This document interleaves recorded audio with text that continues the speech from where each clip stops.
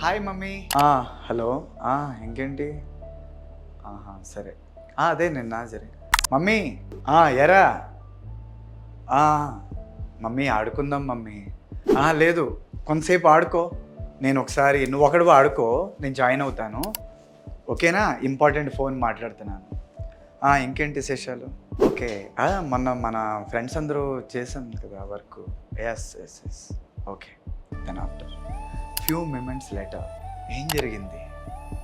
ఒక్కసారి ఆలోచించండి. ఏం జరిగిందంటే ఈసారి మమ్మీ డైరీ తీసింది. స్కూల్ డైరీ వస్తుంది కదా, స్కూల్ డైరీ చూస్తుంది. తరుణ్, ఏంటి ప్రాజెక్ట్ వర్క్ ఇచ్చారు కదా, చేసేవా?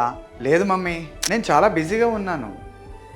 హే, ప్రాజెక్ట్ వర్క్ ఇచ్చారు, ఖచ్చితంగా నువ్వు చూపించాలి కదా స్కూల్లో.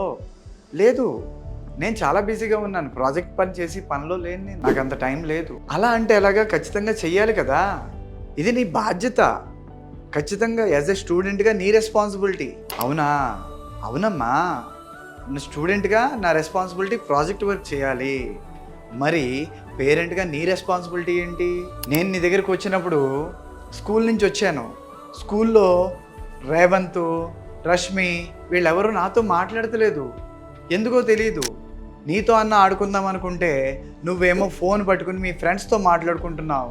అంటే నాకంటే నీ ఫ్రెండ్సే ఎక్కువయ్యారా? వెంటనే ఒక్కసారే దిగాలు చెందిన ఆ తల్లి హృదయం ఆలోచనలోకి పడింది.